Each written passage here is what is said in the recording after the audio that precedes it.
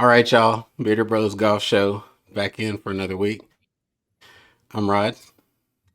And I'm Marcus. I do want to talk about Anthony Kim and get the kind of the live stuff over and just talk about his improvement from week to week. So they played in Hong Kong. I'm not gonna diss the course, but it was Course 6,700 looked good. yards. It did look good. It did look good, but it was a shorter course. You know, you're having to play for position, put it in the Definitely. fairway.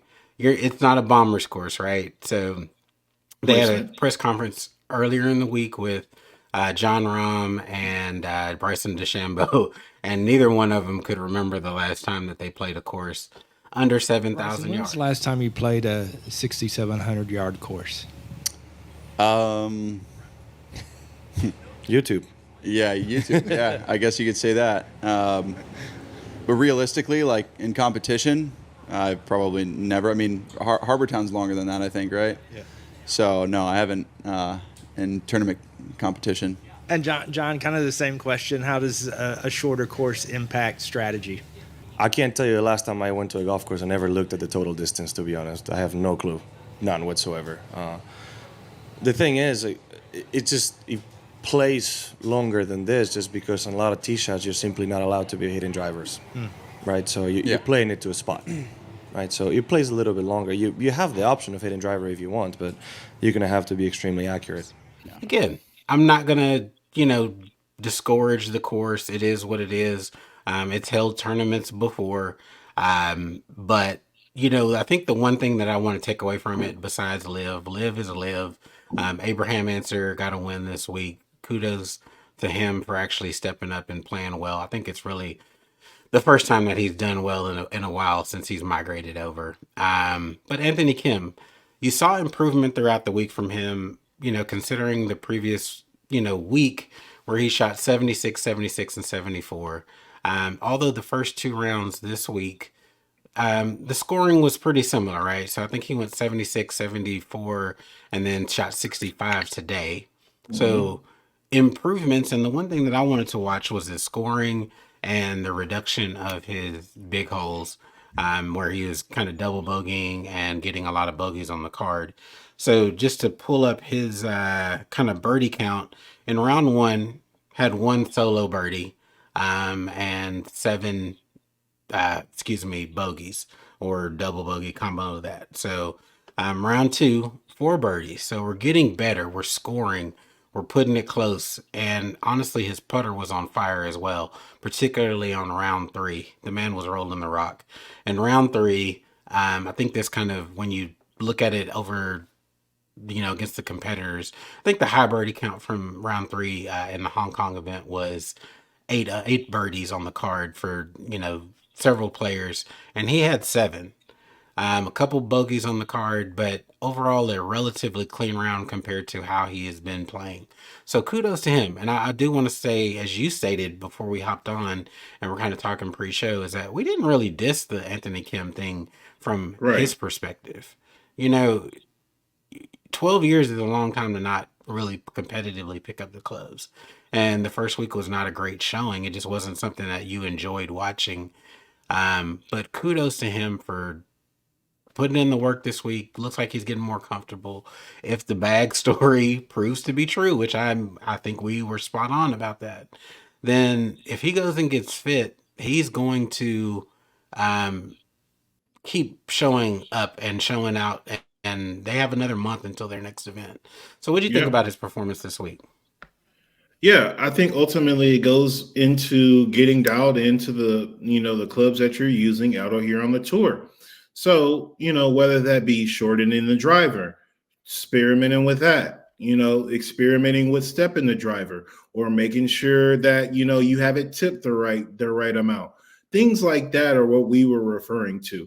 So again, we are going with the knowledge that we have plus some because I have been in the golf industry. Rod has been playing golf and been around the golf for more than a decade. So again, we're not just talking out the side of our mouth. These are things that we've ordered. These are things that we have in our bag. These are things that we've seen on the rack. Again, things, nothing was discriminatory. Nothing was, nobody was trying to get in my man's pocketbook or flame him in any kind of way. So for him, I think once he gets those clubs, either flat in the right direction because of how he's coming into Impact, again, 12 years off from competitive golf, everything's going to be different. Body not going to move the same. He might have shrunk. He might have grew. Things like that matter. So, yeah, he's going to have to get these clubs dialed in. He's going to have to get used to, playing under pressure again, as we already aforementioned as well. Because playing with the homies and shooting 64 and then going out with the TV on, ball down, when putts matter and have a price tag on them, a lot is going to change. So, again, kudos to Anthony Kim for keeping it going. And it seems like he's very much, trying to get involved in competitive golf again and stay with it. So as long as he stays with it and doesn't, disappear off into the desert or whatever, wherever he wants to go, I think he will keep growing and he will be something that the LIV can rely on and something that they can look forward to. Just another reason to get eyes on the product. Because what did we say? We're not trying to discriminate from LIV again, because golfers want to see good golf, whether it be played at the amateur level, the college level, or the professional level. If PGA Tour Canada has the top 5 golfers, I want to find a way to watch it. It's the same thing with LIV. So when they come around, and again, as a, I feel like we're beating a dead horse, but all the LIV fans and fanatics, I come to you humbly. I want to know what we need to say for you to think that we're not trying to rag on LIV the whole time, because we're not.